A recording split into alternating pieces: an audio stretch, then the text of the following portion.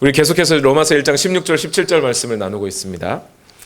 사도 바울이 복음을 나는 절대 부끄러워하지 않습니다. 복음을 부끄러워할 수밖에 없는 상황이나 가능성이 분명히 있지만 그럼에도 복음을 부끄러워하지 않습니다. 왜냐하면 이 복음이 모든 믿는 사람을 구원하는 하나님의 능력이기 때문입니다. 이렇게 말했어요.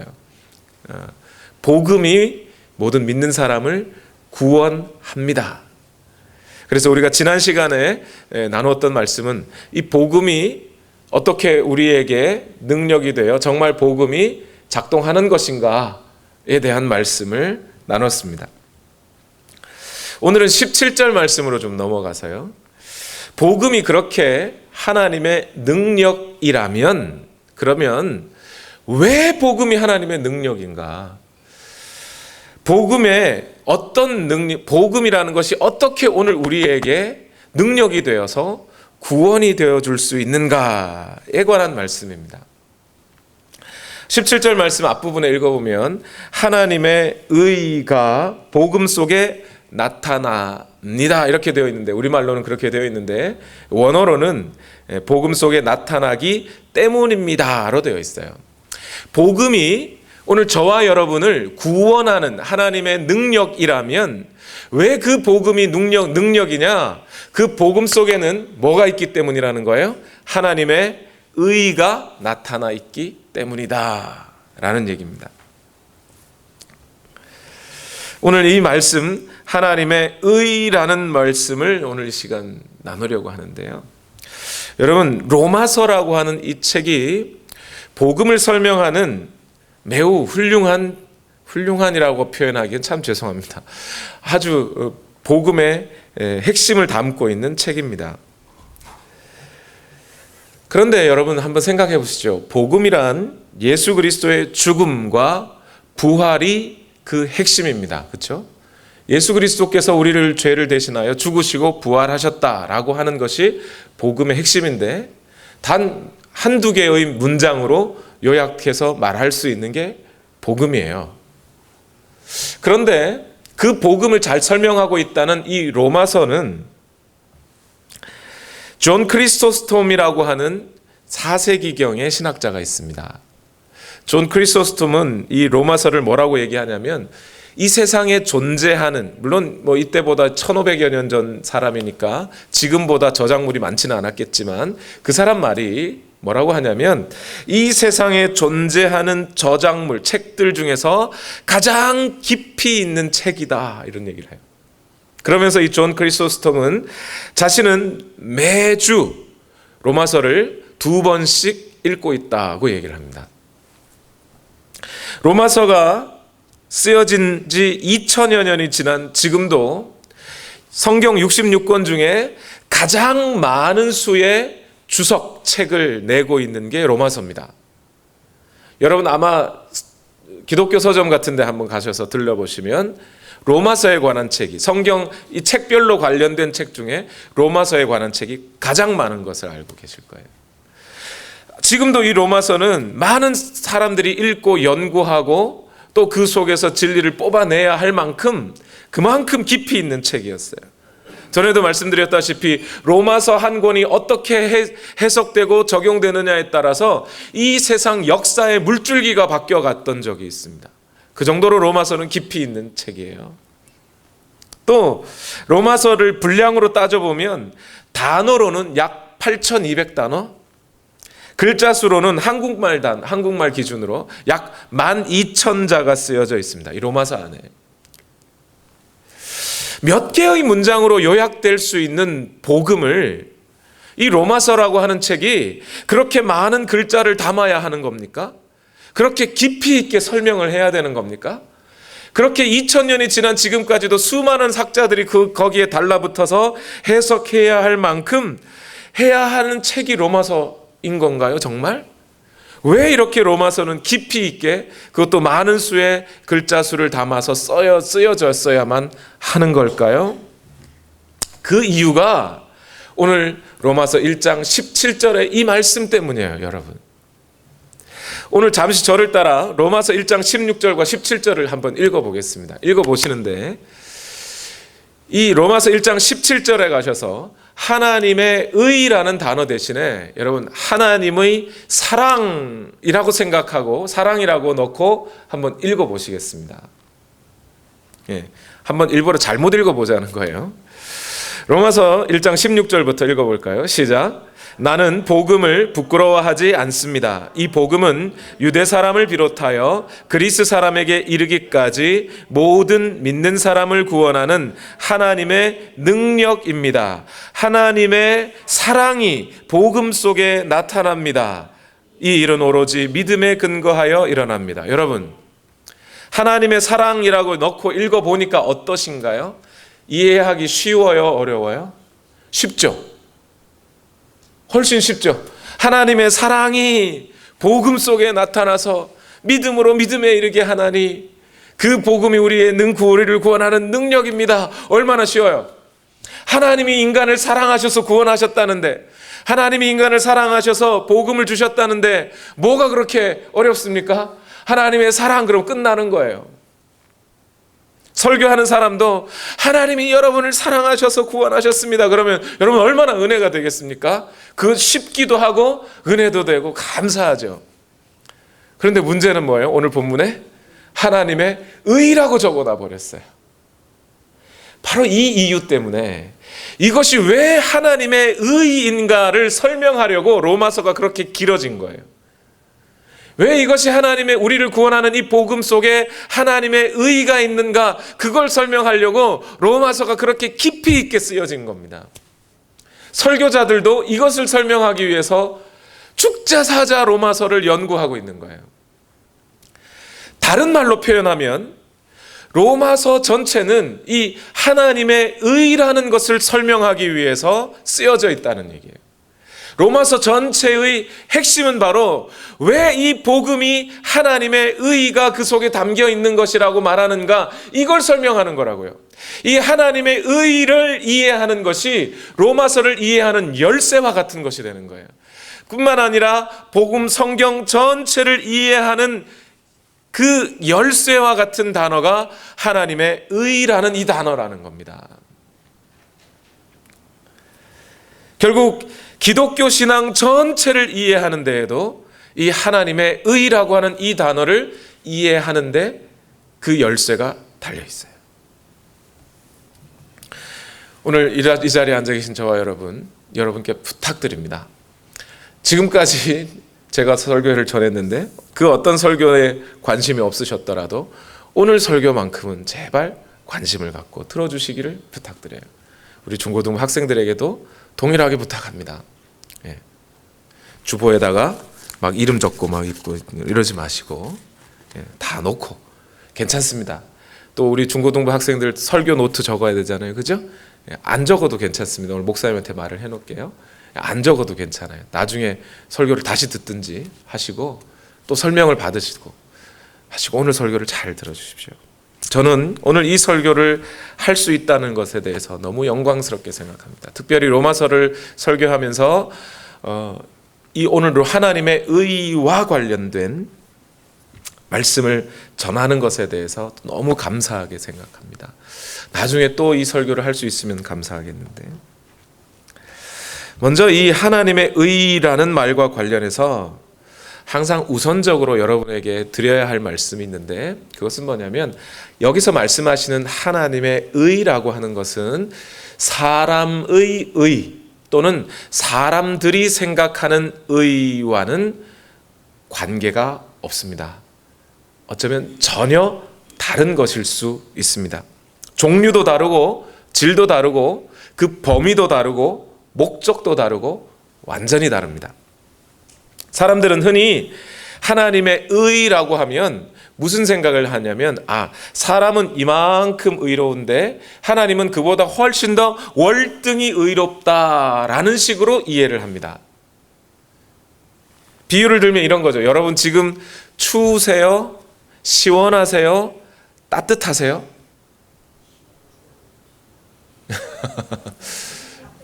다 다르시죠? 예. 손자들이 할머니 방 가면 어때요? 너무 더워요.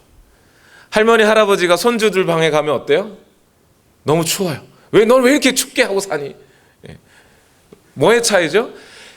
추움과 더움은 정도의 차이죠. 사실 원래 같은 거잖아요. 그죠? 같은 건데 정도에 따라서 어떤 경우 춥게 느끼는 사람, 어떤 경우는 그것을 덥게 느끼는 사람이 있는 것처럼 사람들이 하나님의 의라고 하면 사람들은 요만큼, 예를 들면 감옥에 가서 갇혀가지고 범죄를 저지른 분들은 죄가 많아서 이렇게 감옥에 갇혀 있고, 평균적인 사람들은 그 사람들보다 조금 더 의롭고, 성인들이나 또는 종교 지도자들은 좀 더 의롭고, 하나님은 가장 의롭고, 이렇게 생각하시는 분들이 있어요. 분명히 말하지만 이런 식의 의를 생각하시면 안 됩니다. 여기 쓰여진 의는요, 옛날에 로마 카톨릭이 한 일이 그거예요. 이 하나님의 의라는 단어를 그런 방식으로 이해를 했어요. 사람이 선행을 많이 쌓으면 훨씬 더 의로워지는 것이고, 하나님께서는 그렇게 의로운 자들, 어떤 기준을 세워서 아주 나쁜 짓을 하고 나쁜 의를 행한 사람, 의가 조금 부족한 사람들은 구원하지 않으시고 의가 많은 사람들을 구원하신다라고 얘기를 했었어요. 그래서 의가 부족한 사람들은 어떻게 해야 돼요? 의를 많이 쌓은 어떤 사람들로부터 의를 빌려가야 돼요. 공로를 빌려서 하나님 앞에 그 빌린 공로를 가지고 의롭게 세워질 수 있다, 하나님이 구원하신다, 이렇게 믿었던 게 로마 카톨릭이에요.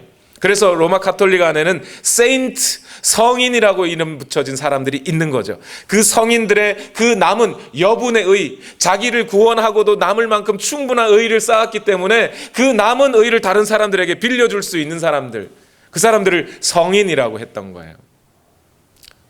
샌프란시스코 뭐 그런 사람들 다 그런 종류에 속한 사람들이었죠. 근데 성경은 그런 얘기를 절대 하고 있지 않습니다. 디도서 3장 5절 말씀을 다 같이 읽어볼까요? 시작. 우리를 구원하셨습니다. 그분이 그렇게 하신 것은 우리가 행한 의로운 일 때문이 아니라 그분의 자비하심을 따라 거듭나게 씻어주심과 성령으로 새롭게 해주심으로 말미암은 것입니다. 우리가 행한 의 때문에 우리를 구원한 게 아니라, 이렇게 얘기하고 계시죠. 에베소서 2장 8절과 9절 다 같이 읽어볼까요? 여러분은 믿음을 통하여 은혜로 구원을 얻었습니다. 이것은 여러분에게서 난 것이 아니요 하나님의 선물입니다.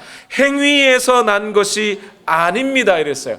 하나님께서 우리를 구원하신 것은 우리의 행위로, 우리에게 어떤 의로움이 조금이라도 있어서 그 의로움의 기준에 따라 의로움이 좀 많은 사람을 구해준 게 아니라 하나님께서 선물로 우리를 구원해 주신 것이다 라고 얘기하고 있어요.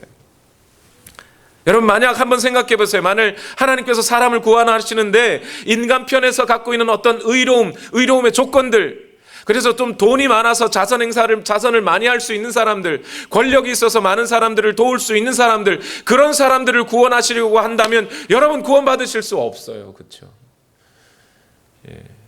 저도 마찬가지고. 그렇게 하나님께서 우리 인간 편에 있는 어떤 의로움을 가지고 구원하지 않으셨다는 것이 우리에겐 얼마나 큰 감사인지 모릅니다. 또 한 가지, 이 하나님의 의라는 말을 이해하실 때 한 가지 중요한 것이 또 하나가 있는데, 그것은 뭐냐면 이 하나님의 의는 하나님의 성품이, 하나님의 속성이, 하나님의 성격이 하나님이 의로우신 분이시다라는 뜻으로 하나님의 의를 말하는 것이 아니라는 거예요. 머릿속에 확 집어넣으십시오. 일단, 물론 하나님은 의로우신 분이십니다. 하나님이 의롭지 않다는 얘기를 하는 게 아니에요. 하나님은 분명히 의로우신데, 그래서 하나님은 빛이시고 불의를 미워하시고 죄를 인정하지 않으시며 죄인과 함께 하지 않으시는 분이십니다. 여러분 집에 바퀴벌레랑 같이 살 수 있으신가요, 여러분? 살 수 있다고 생각하시나 봐요, 여러분. 집에 바퀴벌레 한 100마리쯤 나와봐야 나는 바퀴벌레와 살 수 없는 자였구나 생각하시는 것 같은데, 그와 마찬가지로 하나님은 죄인과 함께 하지 않습니다. 죄와 함께 하지 않으시는 분이에요. 하나님은 의로우신 분입니다. 깨끗하신 분입니다. 그런데 여기서 로마서 1장 17절에서 말하고 있는 이 하나님의 의란, 하나님이 의로우셔서 죄와 함께 하시지 않는 분이라고 하는 그런 뜻에서의 하나님의 의가 아니라는 거예요. 이 부분이 마틴 루터가 고민하고 고뇌에 차서 영혼의 그 깊은 고민 속에 빠지게 되었던 이유가 여기에 있어요.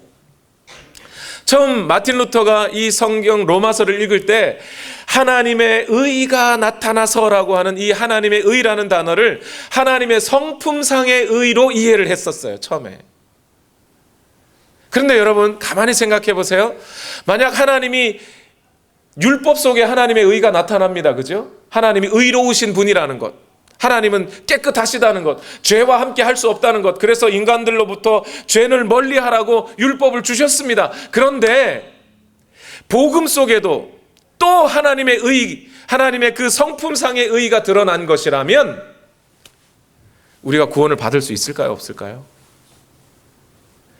그 하나님의 가까이 가면 갈수록 우리는 죄인이 되고 그래서 더 이상 구원을 받을 수 없게 되죠. 루터가 이렇게 썼어요. 나는 열심히 근심하면서 로마서 1장 17절에 나오는 바울의 말을 이해하려고 무진 애를 썼습니다. 거기서 바울은 복음에는 하나님의 의가 나타난다고 말했습니다. 나는 그 하나님의 의라는 표현 때문에 오랫동안 탐구하였고 너무나 근심한 나머지 녹초가 되어 갈피를 잡을 수가 없었습니다. 빛이신 하나님 앞에 어둠이 가까이 갈 수 없듯이 의로우신 하나님 앞에 죄인인 우리가 가까이 갈 수 없는 것은 당연하죠. 하나님의 의 앞에 우리는 절대 설 수가 없어요. 그래서 이 마틴 루터는 너무나 고민하기 시작한 거예요. 이게 대체 인간이 어떻게 구원을 얻을 수 있는가? 그래서 마틴 루터는 좀 더 이렇게 말합니다. 하나님의 의가, 성품상의 의라는 말입니다. 그 성품상의 의가 더 온전히 드러나므로 나에게 있어서는 더 철저하게 절망적이고 소망이 없게 만든 것 같았다. 나는 스스로에 대해서 어떻게 할 줄 몰랐다. 하나님의 의라는 그 표현이 구원의 길을 차단하고 말았다. 루터는 이렇게 쓰고 있어요. 이 로마서 1장 17절의 하나님의 의를 하나님의 성품상의 의로 이해하는 사람들이 거기서 뭐가 나와요? 이단들이 나와요. 율법을 지켜야 하나님 앞에 설 수 있죠. 하나님과 교제할 수 있고 하나님과 만날 수 있고 그렇게 하나님 앞에 설 수 있게 되죠. 근데 복음 역시 그 하나님의 성품상의 의가 드러난 것이라고 믿다 보니까 복음도 또 지켜야 돼. 율법도 지키지 못하는데 복음도 지켜야 돼. 율법은 살인하지 말라 그랬는데 복음은 미워하는 것도 살인이라고 하니 마음에 미워하는 걸 어떻게 정리합니까 이거? 그러니 여러분 복음 앞에 다 죽습니다 이렇게 가르쳐요. 그런데 성령이 오시면 우리로 하여금 그 복음의 말씀을 지킬 수 있게 해줍니다. 우리 교회에 성령의 능력이 나타나지 않습니까 여러분? 그러니 나는 성령 받은 자고 나는 복음을 잘 지킨 자고 이 목사가 잘 지키듯이 여러분도 잘 지키십시오. 그래야 구원을 얻습니다. 실제로 그렇게 가르치는 사람들이 있어요 여러분. 그리고 그렇게 가르치면서 한국에 그렇게 가르치는 목사님이라는 분이 있어요. 제가 직접 그 설교를 들어봤습니다. 그 교회 성도가 10,000명이래요.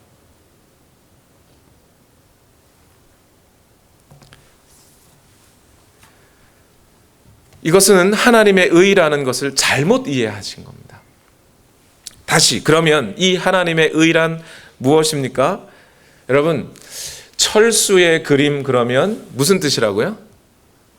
철수의 그림은 무슨 뜻이에요 여러분? 한 3가지로 뜻이 해석이 가능하죠. 철수를 그린 그림도 철수의 그림이죠. 철수가 그린 그림도 철수의 그림이죠. 철수가 소유하고 있는 그림도 철수의 그림이에요. 그렇죠? 마찬가지로 오늘 하나님의 의라고 하면 하나님이 갖고 계신 의라고 해석할 수도 있고 하나님이 주시는 의라고 해석할 수도 있어요. 앞에서 성품상의 의, 즉 하나님이 갖고 계신 의는 문맥에 맞지 않는다 그랬죠. 분명히 하나님이 의롭긴 하지만 이 문맥에는 그런 뜻이 아니었다 그랬잖아요. 그러면 두 번째 가능한 해석은 뭐예요? 하나님이 주시는 의라는 뜻이에요, 여러분. 여기 있는 이 의는 하나님의 의가 드러났습니다라고 하는 것은 the righteousness from God 이런 뜻이에요. 하나님으로부터 주어진 의가 복음 속에 나타납니다 이런 뜻이에요. 하나님이 인간들의 구원을 위하여 의를 주셨습니다 이렇게 표현하고 있다는 얘기예요. 이 하나님의 의, 인간들에게 주어진 하나님의 의, 이것을 해석하고 알려주시기 위해 사실은 성경 전체가 창세기부터 요한계시록까지 바로 그 이야기를 하고 있다는 것 우리가 알아야겠습니다. 창세기 1장 26절과 27절 말씀을 먼저 다 같이 한번 읽어보시죠. 시작. 하나님이 말씀하시기를 우리가 우리의 형상을 따라서 우리의 모양대로 사람을 만들자. 그리고 그가 바다의 고기와 공중의 새와 땅 위에 사는 온갖 들짐승과 땅 위를 기어다니는 모든 길짐승을 다스리게 하자 하시고, 하나님이 당신의 형상대로 사람을 창조하셨으니 곧 하나님의 형상대로 사람을 창조하셨다. 하나님이 그들을 남자와 여자로 창조하셨다. 여러분, 하나님이 사람을 처음 지으실 때 하나님의 형상대로 만드셨다 이렇게 했어요, 창세기에는. 그래서 그 사람은 하나님과 관계할 수 있습니다. 하나님과 만나고 하나님의 음성을 듣고 하나님의 말씀에 순종하며 살아갈 수 있습니다. 그리고 그 인간이 다른 모든 피조물들에게 하나님을 대리하여 그 모든 만물의 영장으로 세워져서 하나님의 통치를 그 인간을 통해 사람들을 통치하는 바로 그 관계, 하나님께 복종하며 동시에 이 모든 만물 가운데 하나님을 대리하는 그 관계 속에 인간을 만드셨다는 거예요. 그것이 하나님의 형상대로 인간을 지으셨다라는 뜻이에요. 처음 지어졌던 그 아담이라고 하는 사람은 이 관계를 잘 유지하고 살았던 것 같아요. 하나님은 창세기 1장 31절에 이렇게 말씀하셨습니다. 시작. 하나님이 손수 만드신 것을 보시니 보시기에 어땠다고요? 참 좋았다. 여기가 중요한 거예요. 하나님이 보시기에 참 좋았다. 토브라는 뜻, 히브리어로 토브라는 단어예요. 좋았다. 하나님 보시기에 좋다 이랬어요. 여러분, 앞에서도 말씀드렸지만 하나님은 분명히 의로우신 분이십니다. 하나님은 우리가 생각하기에 어떤 의로운, 인간이 생각하기에 어떤 의로운 행동을 하는 게 아니라 하나님 하시는 일이 의로운 거예요. 하나님의 행동과 하나님의 말씀과 판단을 다른 어떤 존재가 그것을 의롭다, 나쁘다, 좋다라고 판단하면 그분은 하나님이 아니죠. 하나님 자신이 의로우시고 하나님 자신이 빛이세요. 하나님이 다른 존재들을 의롭다, 의롭지 않다고 판단하시는 분이시지 하나님은 그 판단을 받으시는 분이 아니란 말이죠. 그 하나님, 그 의로우신 하나님이 인간을 지어 놓으시고 인간을 볼 때 좋았다라고 말하신다는 것은 그 인간과 하나님 관계가 어떻다는 거예요? 원활하다, 좋다. 그 인간은 하나님의 요구에 충족되어 안 돼요? 하나님이 인간에게 요구하시는 것이 있다면 그 요구를 그 인간이 충족했다는 거예요? 안 했다는 거예요? 했다는 거예요. 했기 때문에 하나님이 보시기에 좋았다는 거죠. 인간 편에서 하나님께 관계를 좋게 하고 있었다고요. 그것을 뭐라 그래요? 의의 관계라고 하는 겁니다. 성경은 인간이 인간의 위치에서 하나님을 만족시켜 드리고 있는 상태, 그것을 의라고 얘기해요. 의로운 것. 만약 그 관계가 깨지고 인간이 하나님처럼 되고자 해서 달려들고 도전하고 내가 왜 하나님으로부터 판단받아야 돼? 나도 판단할래 하면서 하나님이 보시기에 좋았다라고 한 것 말고 내 보기에도 좋은 것이 중요하지 않아? 그래서 내 판단하기 시작하면서 저질러버린 게 뭐예요? 죄, 선악과를 먹는 일을 해버린 거죠. 하나님이 먹지 말라고 했던 그 약속을 어기고 나도 내 보기 좋은 거 먹을래 하면서 선악과를 먹어버린 거예요. 나도 하나님처럼 되겠다고. 그렇게 함으로 말미암아 어떻게 됐어요? 인간과 하나님 사이의 관계가 끊어져 버리는 거예요. 이 끊어진 관계를 뭐라 그래요? 죄. 끊어진 관계, 그것을 불의, 의롭지 않음. 하나님께서 인간에게 원하시는 그 욕구를, 하나님의 요구를 인간이 충족시켜 드리지 못했다 이 말이죠. 그것이 인간이 죄를 지었다라는 겁니다. 아담이 그렇게 죄를 짓고 난 이후에 모든 인간이 그렇게 죄 아래에 있다는 겁니다. 성경은 하나님을 만족시켜 드릴 수 없다는 거예요. 성경이 여기에서 이야기하는 것이 이겁니다. 창세기 6장 5절 말씀을 가보십시오. 다 같이 읽어볼까요? 시작. 주님께서는 사람의 죄악이 세상에 가득 차고 마음에 생각하는 모든 계획이 언제나 악한 것뿐임을 보시고서, 그래서 어떻게 했다고요? 인간을 이 세상에 지은 것을 후회하셨다. 한탄하셨다.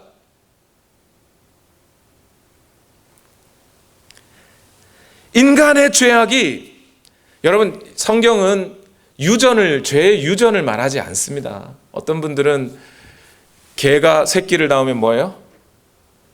개이듯이 죄인이 새끼를 낳으면 죄인이다, 이렇게 설명을 하시는 분들이 있어요. 뭐 쉽게 설명하려고 하신 것 같아요. 근데 성경은 그런 식으로 자동으로 죄의 유전자가 있어가지고 유전에 따라 죄인이 되는 이런 얘기를 하지 않습니다. 그거는 저기 문선명이 설명하는 방식이에요. 그래서 자기와 결혼해서 유전자를 바꿔야 된다고 생각하는 거예요. 그게 통일교잖아요. 그런 거 아닙니다. 성경이 설명하는 바는 뭐냐면 인간 모두가 아담의 범죄 이후에 죄의 지배를 받아 그들도 죄를 짓고 살더라. 그것이에요. 그 죄 아래에서 인간은 어떤 상태에 있어요? 하나님의 진노 아래에 있는 겁니다. 하나님을 도전했잖아요. 그 하나님의 진노 아래에 죽을 수밖에 없는 상태, 그 상태에 있는 것이 인간이라는 거예요. 태어나는 족족 살펴봤더니 다 그래요. 창세기 우리가 1장에서 11장까지 말씀 우리가 나눴었죠. 거기에 족보들이 그렇게 많이 나옵니다. 그죠? 그 족보들이 왜 그렇게 나온 거예요? 아담과 하와 이후에 그나마 선하고 의로운 자, 하나님의 마음에 합한 자, 하나님의 요구를 충족시켜주는 자가 있는가 하고 살펴봤더니 있다 없다? 없더라는 거예요. 모든 족보를 다 살펴봐도 없더라는 거예요. 다 죽어야 되는 사람들 뿐이더라는 겁니다. 인간은 그렇게 살아가고 지금 그렇게 살아가는구나. 인간이 모두가 죄인이구나. 그래서 하나님이 말씀하신 거예요. 너희는 죄인이라고. 근데 인간이 자기가 죄인인 걸 알아요? 몰라요? 몰라요. 자기가 죄인인 걸 몰라요. 그래서 하나님이 뭘 주셨어요? 율법을 주신 거예요. 구약 성경 안에 있는 그 율법을 주셔서 제발 너희 스스로가 죄인인 걸 좀 알아라 하고 율법을 주셨어요. 율법은 우리가 그것을 지켜 행해서, 물론 그 율법의 요구를 충족해서 율법대로 살아낼 수만 있다면 우리 모두가 하나님 앞에 의롭습니다. 왜요? 하나님이 주신 것이니까 율법은. 그런데 율법은 애시당초 그것을 지켜 행할 수 있다는 것을 전제하는 게 아니라 행할 수 없다는 걸 전제하고 있는 거예요. 이걸 설명드리자면, 쉽게 설명드리는 건 이런 겁니다. 옛날에 어떤 임금님이 자기 자신의 딸과 결혼시키기 위해서 사위가 될 사람을 골랐습니다. 뽑으려고 합니다. 그래서 나라에서 훌륭한 젊은이들, 남자 50명을 추렸습니다. 그리고 그들이 임금님 앞에 왔습니다. 그리고 임금님이 그들에게 화분을 줍니다. 화분을 다 각자 한 개씩 주면서 1년 후에 여기 있는 이 화분에 열매를 맺혀가지고 와라 그랬어요. 각자 가지고 돌아갔습니다. 한 달이 지났는데 싹이 트지를 않아요. 2달이 지나도 아무런 변화가 없습니다. 화분에. 석 달, 넉 달이 지나도 안 됩니다. 마음이 급해지죠. 5달, 6달 다 지나도, 반년이 지나도록 화분이 변화가 없습니다. 뭔가 이상해요. 열매는 맺혀서 갖고 가야 되는데 어쩔 수 없이 젊은이들이 어떻게 해요? 시장에서 열매를 삽니다. 사가지고 화분을 가지고 임금님께 가요. 임금님이 그 화분에 열매를 맺혔다고, 나 이거 가지고 왔다고 하면서 갖고 온 것에 대해서 임금님이 호통을 칩니다. 이런 거짓말하는 자식들 이러면서.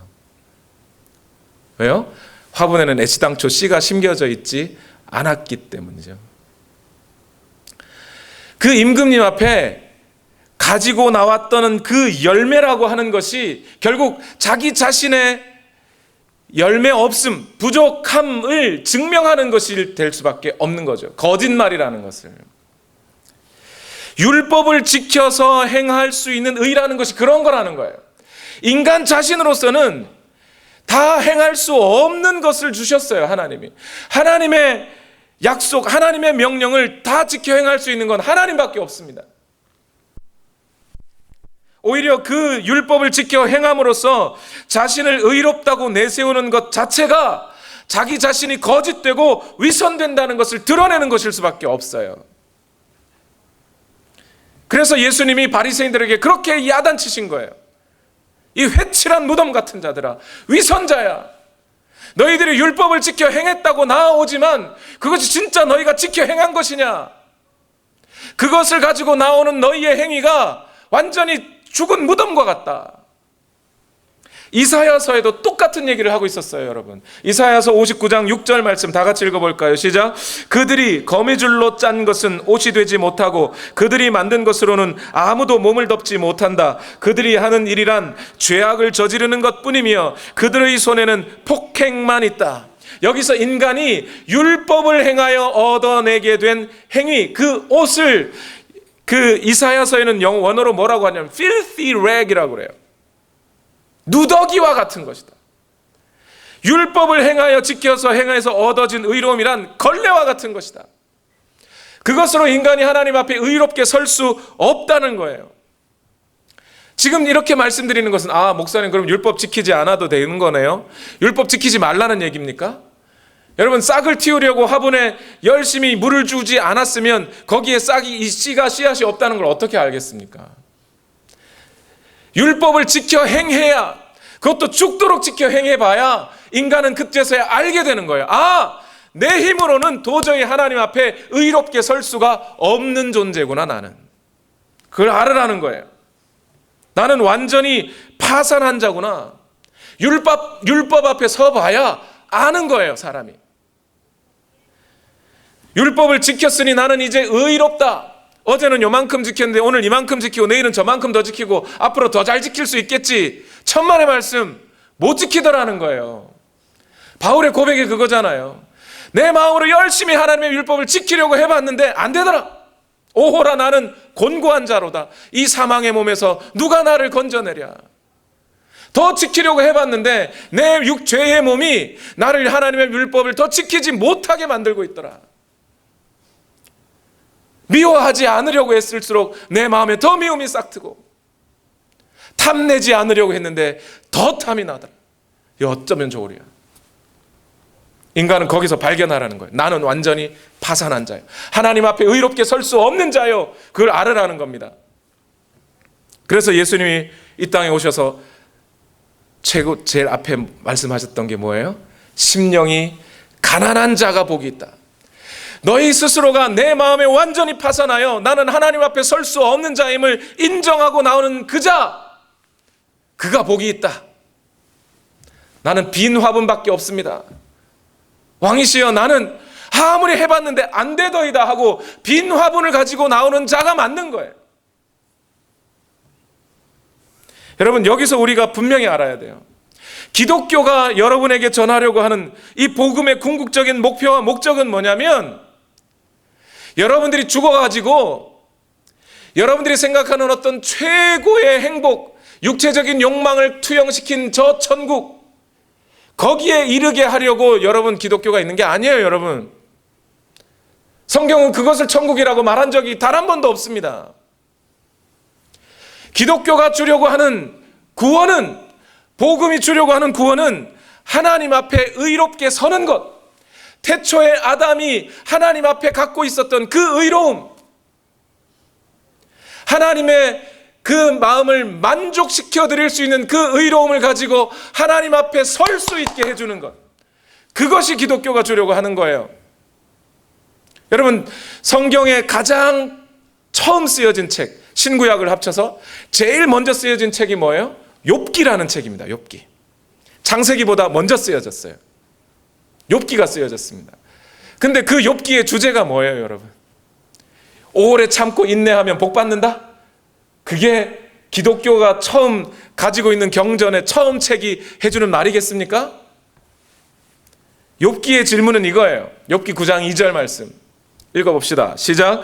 그것이 사실이라는 것은 나도 잘 알고 있다. 그러나 사람이 어떻게 하나님 앞에서 의롭다고 주장할 수 있겠는가? 어떻게 인간이 하나님 앞에 의롭게 설 수 있겠는가? 이 질문을 욥기는 그 40장 내내 하고 있는 거예요. 인간이 그 지식으로, 부로, 명예로, 권력으로 아니면 선행으로 하나님 앞에 서려고 하는데 설 수 있겠는가? 그 질문을 욥기가 하고 있단 말입니다. 최초의 책이. 단순히 자식 10명에서 20명 막 돈 막 2배 벌고 이게 욥기의 주제가 아니라고요. 그 욥기의 주제, 곧 하나님 앞에 의롭게 설 수 있는 인간이 어떻게 설 수 있는가? 그 질문에 대답하고 있는 것이 구원이에요. 복음이에요. 사람들이 오늘날 마치 교회 가서 위로의 느낌을 받으면, 좋은 사람들 만나가지고 오래오래 쎄쎄쎄 하면서 잘 지내면, 그리고 어떤 신비한 경험을 가지고 그 경험 가지고 이렇게 살아가면, 아니면 뭐 은사라는 거 받으면 그것을 구원의 체험이라고 생각하고 살아갑니다. 아니라니까요. 하나님과 관계 맺지 못하면 그건 구원이 아니에요, 여러분.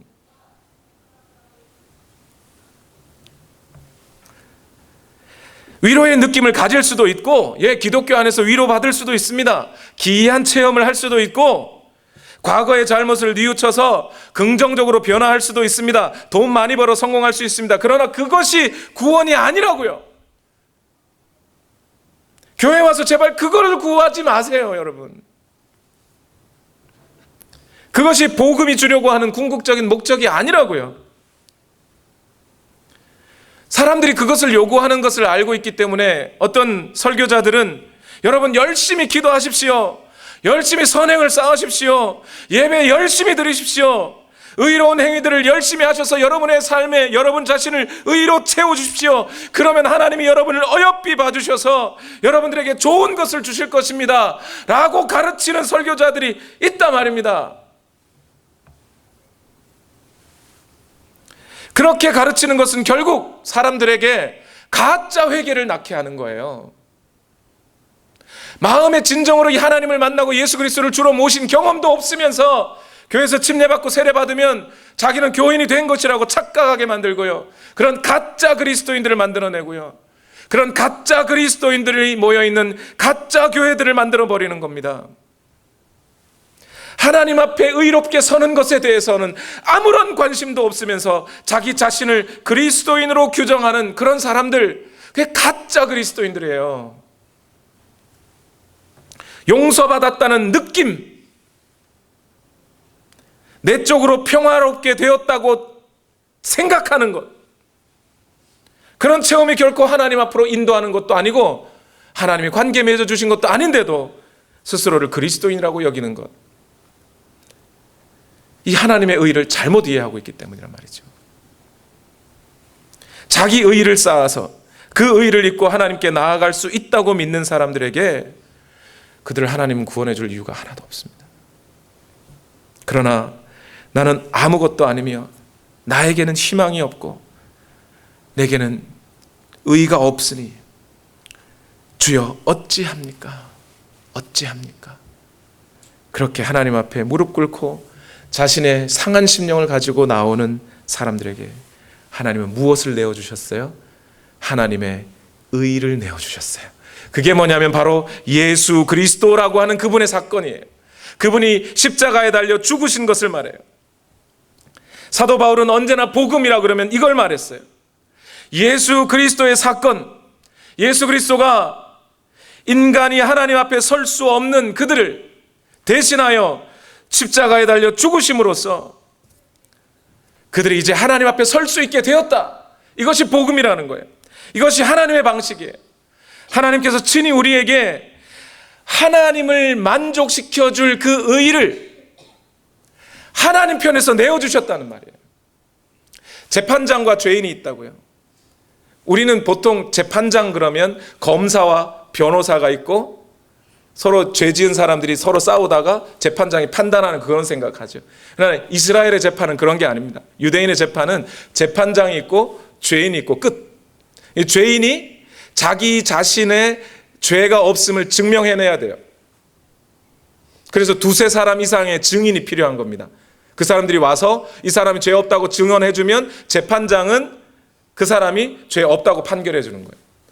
그런데 이 죄인이 두세 사람이라도 자기가 죄 없다는 증명을 할 만한 증인이 없어요. 그리고 자기가 아무리 돌아봐도 자기는 죄인이에요.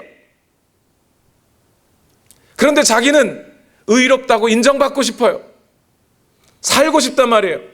죽음을 면하고 싶어요. 남은 것은 뭐예요? 이 재판장이 죄인에게 아니야, 너 죄인 아니라고 너그럽게 판단해 주는 것 밖에는 없어요. 근데 죄인인데 그 죄인을 죄 없다고 판단하면 재판장이 잘못하는 거잖아요. 그래서 어떻게 한 거예요? 재판장이 자기 아들을 이 사람 죽음 대신에 죽게 해버리는 겁니다. 자기 아들을 내놔버렸어요. 그것이 뭐예요? 하나님이 의의를 내놓았다, 이런 뜻이에요. 우리 주 예수 그리스도께서 율법에는 흠이 없는 분입니다. 선하신 분이에요. 죄가 없으신 분이에요. 히브리서 4장 15절, 우리의 대제사장은 우리의 연약함을 동정하지 못하시는 분이 아닙니다. 그는 모든 점에서 우리와 마찬가지로 시험을 받으셨지만 죄는 없으십니다. 그런데 그 죄 없으신 분이 율법의 형벌을 받으시는 거예요. 율법에 완전하신 분이, 죄가 없으신 분이, 율법의 요구를 충족시키신 그분이 율법을 이루지 못하는 그 죄인들을 위해 그들의 죄를 뒤집어 쓰고 자기가 죄인이 되어서 죄인으로 죽는 거예요. 대신 벌을 받는 겁니다. 하나님의 진노 앞에 들어가 버리는 거예요.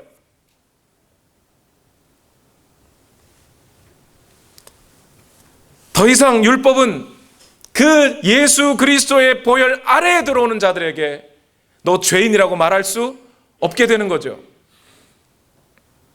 이것이 예수님이 하신 일이에요. 하나님은 이 예수 그리스도의 죽음이 하나님을 만족시키는 의의를 이룬 것이라고 말씀하시는 거예요. 율법의 요구를 다 이루어버렸기 때문에 예수님이 대신 다 죽고, 예수님이 다 성취하고 예수님이 다 죽어버리셨어요. 이제 그 예수 그리스도를 믿는 사람들에게 주 예수 그리스도께서 이루어내신 그 의의를 입혀주시는 겁니다. 우리는 누더기밖에 없어요. 인간은. 그들에게 예수 그리스도의 의의를 주시는 거예요. 옷을 입혀주시는 거예요. 이제 그들은 예수 그리스도의 옷을 입고 하나님 앞에 설 수 있게 되는 겁니다. 그렇게 하나님이 내어주신 예수 그리스도의 죽음과 부활, 그것을 성경은 오늘 뭐라고 그러고 있어요? 하나님의 의다라고 얘기하는 거예요.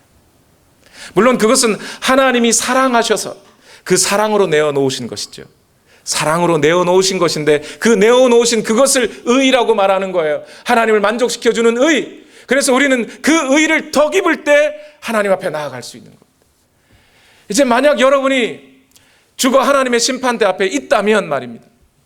그때 하나님께서 내가 너를 왜 나와 함께 있는 자리로, 나의 자리로 너를 들여보내줘야 하느냐고 만약 물으신다면 여러분 뭐라고 대답하셔야 된다는 거예요?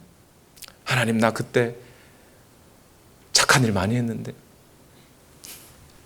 하나님 나 그때 사람들 많이 도와줬는데, 주의 이름으로 이 사람도 구하고 저 사람도 구하고 도와줬는데 주여 나를 모르시나이까? 그걸로는 난 너 모른다. 그러나 우리가 그때 대답해야 될 대답이 뭐예요? 나는 예수 그리스도께서 나를 위하여, 죄인인 나를 위하여 대신 죽어주셨다는 것을 믿었습니다. 그렇게 믿고 지금까지 살아왔습니다. 그 말을 해야 되는 거예요. 바울은 로마서 3장에 오늘 이 로마서 1장 16절과 17절에 있는 말씀을 고스란히 다시 반복하십니다. 이 말씀만 읽어보겠습니다. 로마서 3장 20절 21절 다 같이 함께 읽읍시다. 시작. 그러므로 율법의 행위로는 하나님 앞에서 의롭다고 인정받을 사람이 아무도 없습니다. 율법으로는 죄를 인식할 뿐입니다. 그러나 이제는 율법과는 상관없이 하나님의 의가 나타났습니다. 그것은 율법과 예언자들이 증언한 것입니다. 이것이 복음입니다. 이 복음을 믿을 때 하나님의 그 의를 우리가 더 입는 것, 그것이 우리를 구원하는 능력이 되는 겁니다. 복음을 부끄러워하지 않는 이유가 되는 겁니다. 다 같이 기도하시겠습니다.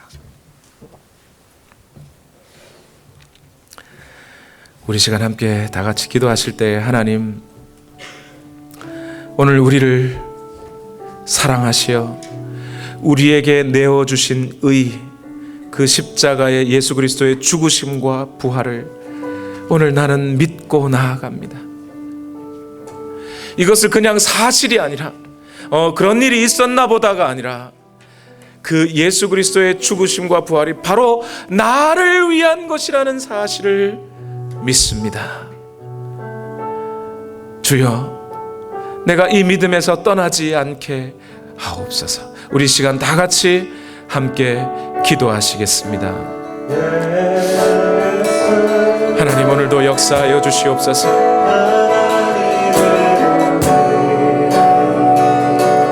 하나님, 오늘도 역사하여 주시옵소서.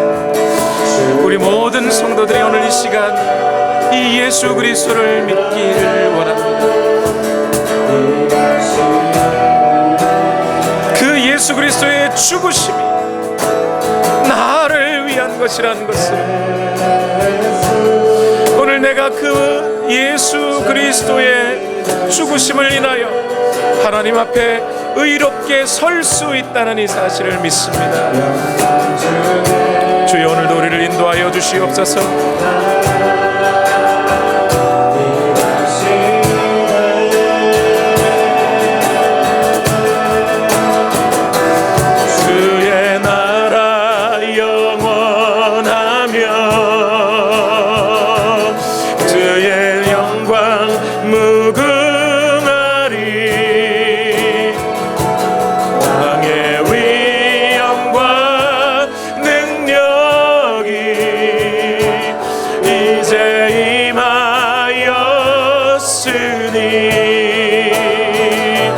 주의 주권과 주의 통치와 주의 나라 힘과 권세 임하네.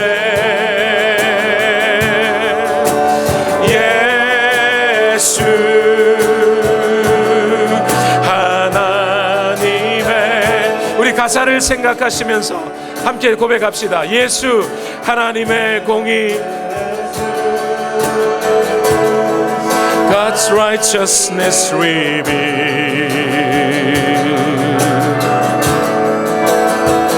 The Son of Man, the Son of God, His kingdom comes.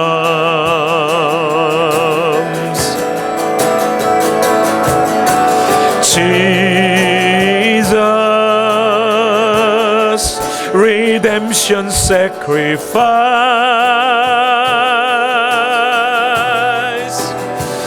now glorified, now justified, His kingdom comes,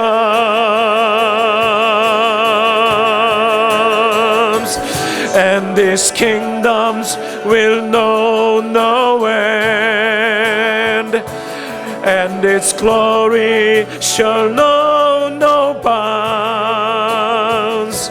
For the majesty and power of this kingdom's King has come, and this kingdom's reign, and this kingdom's rule, and this kingdom's power and authority. Jesus, God's righteousness revealed. 여러분, 이 예수 그리스도가 하나님의 의입니다. 그 예수 그리스도를 오늘 우리가 옷 입어야 하나님 앞에 설 수 있습니다. 그 하나님 앞에 서서 하나님과 관계하고 하나님과 교제하는 것, 그것이 구원입니다. 영생은 곧 유일하신 하나님과 그 아들 예수 그리스도를 아는 것이라고 하지 않았습니까? 이것이 구원입니다. 다른 어떤 것이 구원일 수 있습니까? 그 어떤 휘황찬란한 천국에 높은 빌딩에 황금길과 진주문이 있어도 거기에 하나님이 계시지 않으면 그건 천국이 아니지요. 오늘 우리가 복음을 믿고 받아들이는 것은 하나님 앞에 하나님과 교제하여 그 하나님과의 관계 속에 살아가는 것, 그것을 위한 것이지 않습니까? 오늘 이 시간 우리 자신을 한번 돌아보십시다. 우리는 과연 이 하나님께서 우리에게 내어놓으신 그 하나님의 의, 예수 그리스도의 십자가의 죽음과 부활을 과연 나를 위한 것으로 받아들이고 있습니까?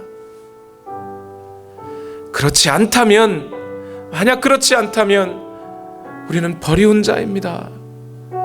구원받지 못한 자입니다. 그러나 오늘 그 예수 그리스도의 십자가와 부활이 오늘 나의 것이요 내게 주어진 것이며 내 죄를 대신하여 담당한 것이라고 오늘 여러분이 믿는다면 그 하나님의 의는 바로 여러분 안에, 저와 여러분에게 주어진 것이 되며 그 의를 덧입어 우리는 하나님 앞에 설 수 있게 되는 것입니다. 오늘 이 시간 우리를 구원하신 하나님 앞에 구원의 역사를 이루신 그 하나님을 기억하십시다. 기도합니다. 하나님,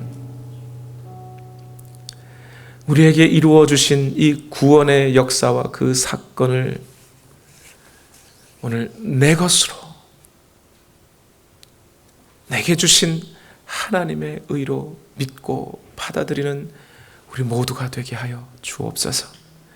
이 세상을 아무리 선하게 살아가 보려 해도 하나님 앞에는 도저히 닿을 수 없는 길임을 우리는 알아야 합니다. 그리고 그것으로 하나님 앞에 닿을 수 없기에 오직 우리 주 예수 그리스도의 구원의 그 공로와 그 의를 덧입는 것 외에는 우리가 할 수 있는 것이 아무것도 없음을 고백합니다. 하나님, 그 하나님 앞에 우리에게 구원의 길을 열어주신 그 하나님께 모든 감사와 찬송을 드립니다. 주여, 우리의 모든 찬양을 받아 주시옵소서. 이 시간 또한 하나님 앞에 예물을 올려드립니다. 우리를 구원하신 그 하나님 앞에 우리가 무엇을 드려야 감사의 예물이 되며 우리가 얼마나 하나님께 드려야 감사의 고백이 되겠습니까? 그러나 오늘 우리가 가진 것으로 하나님 앞에 드리며 오늘도 그 하나님의 의와 그 하나님의 나라가 우리 가운데 이루어지기를 소망하며 하나님께 올려드리오니 너희는 먼저 그의 나라와 그의 의를 구하라. 그리하면 이 모든 것을 너희에게 더하시리라 약속하신 그 약속의 말씀이 오늘 우리 모든 성도의 삶에 이루어지게 하옵소서. 예수님의 이름으로 기도하옵나이다. 아멘. 나의 모습